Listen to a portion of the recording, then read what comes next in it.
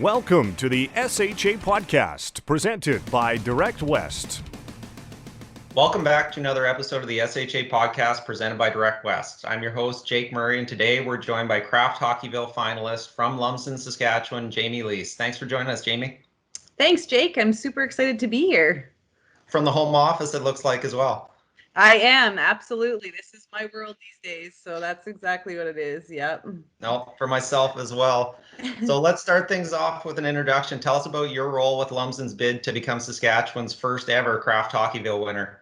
Yeah, it's been an exciting adventure here, but I guess it started, I'm actually the chair of the Lumsden Duck Derby is where this all stemmed from. And unfortunately, due to COVID, we had to shut down our Duck Derby, and that's put a huge gap in funding when it comes to our rink. So our rink is not run by any other funding other than fundraising itself and volunteerism. So that's how we are able to stay alive. So without the funds from the Duck Derby, we were feeling the crunch and trying to find creative ways to, I guess, build that funding and to bring people together again. So we thought, Kate, let's try Hockeyville and give it a shot. And yeah, here we are today in the top four, which was beyond exciting. But the rallying to get this going was tough because everybody's isolated right now. And so to try to get word out and getting the messaging, but we've had incredible success with just pulling people together again, even though we can't meet physically, meeting virtually has been awesome.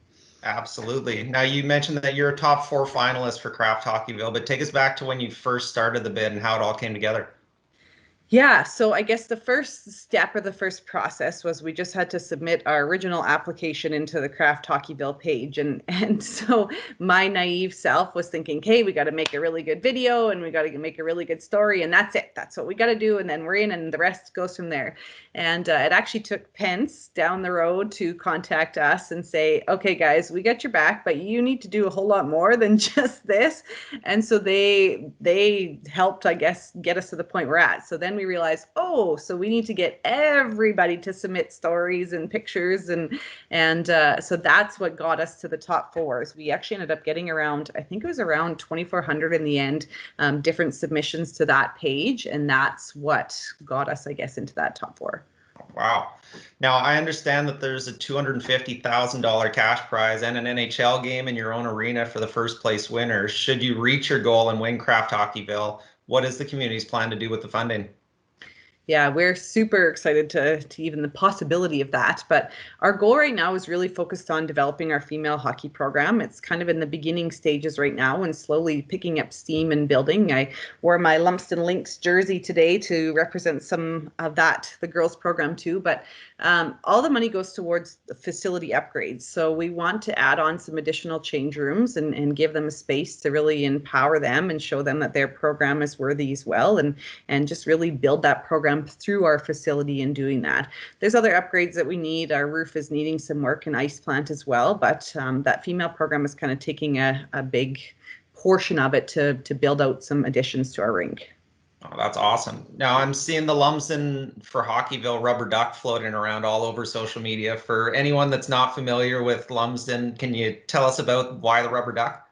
Absolutely. So the rubber duck, we were trying to think of actually, again, it stemmed from good old Noodle Boy from Pence. They got us thinking of what's that image that we want projected for Lumsden, because Noodle Boy was a big thing for them and was phenomenal. I still laugh at all those videos.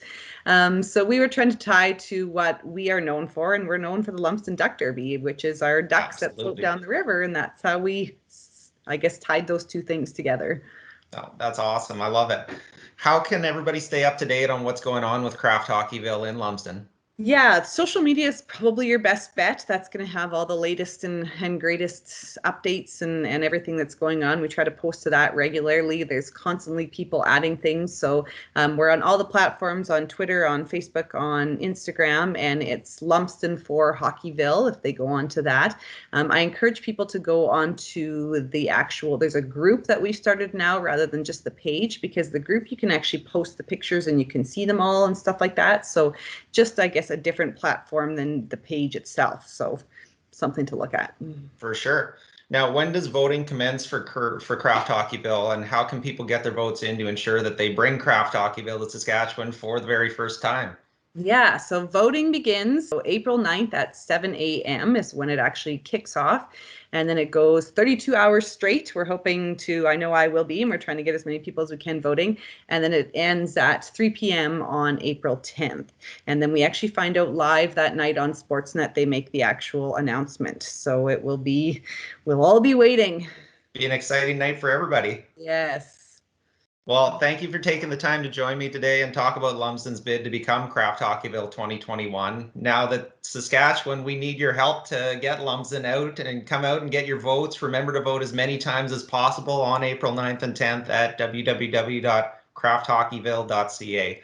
Thanks for joining us, Jamie. Thanks, Jake. Have a good one. Good luck. This has been an SHA podcast presented by Direct West.